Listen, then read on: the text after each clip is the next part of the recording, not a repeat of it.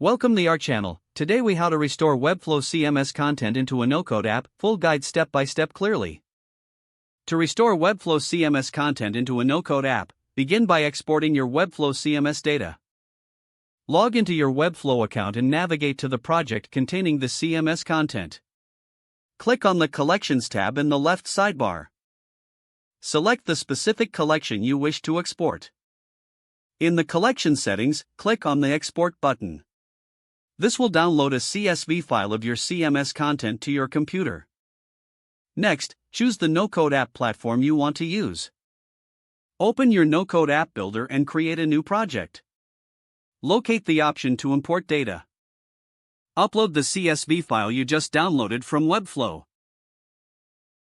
Map the columns in the CSV to the fields in your no-code app. Ensure that all data is properly aligned to the corresponding fields. Once the mapping is complete, proceed to import the data. After the import completes, review the content to ensure everything transferred smoothly. You may want to customize the layout of how the imported content is displayed. Check for any formatting issues and make necessary adjustments. Finally, test the functionality of the app to confirm everything works as expected. Your Webflow CMS content is now successfully restored into your no-code app. If the page does not load, refresh the browser or try again in a private or incognito window. Make sure you are using the correct email address, then retype it carefully to avoid small typos. If your password is not accepted, use the reset option and create a new strong password you can remember. Check your spam folder for verification or security emails, then complete any requested confirmation steps. Enable two-factor authentication if available to improve account security and reduce unauthorized. After signing in, review your profile details so your contact information and settings are accurate and current.